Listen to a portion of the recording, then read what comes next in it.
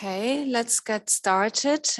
Please let me know if anybody cannot hear me. Give me a sign or send us a chat.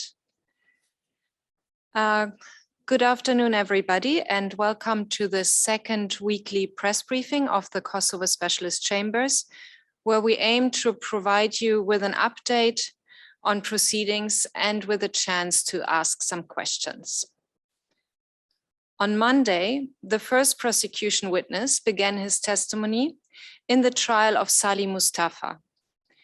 The witness has been granted in-court protective measures, including face and voice distortion and the use of a pseudonym. His testimony continued during the week with questioning of the witness by the specialist prosecutor, by the lawyer representing the 9 participating victims, and by the defense counsel of the accused. The judges also asked questions of the witness. The second witness of the prosecution is expected to begin testimony this afternoon. On Tuesday, the trial panel gave an order authorizing Mr. Mustafa to follow the trial proceedings remotely through video link from the detention facility. The order makes clear that Mr. Mustafa will always be represented by his lawyer in the courtroom and will have the possibility to instruct his lawyer with a dedicated line of communication. Mr. Mustafa confirmed yesterday to the judges that he could follow the proceedings and could consult with his lawyer.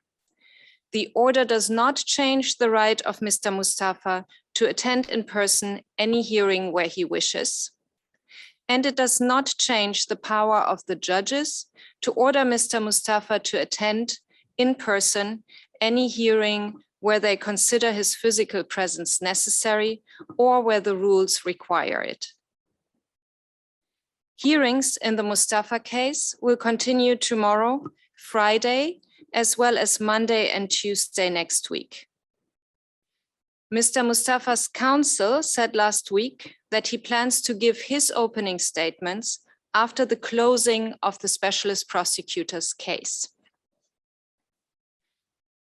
In the separate case of Pieter Schala, the pretrial judge held this morning what is known as a status conference.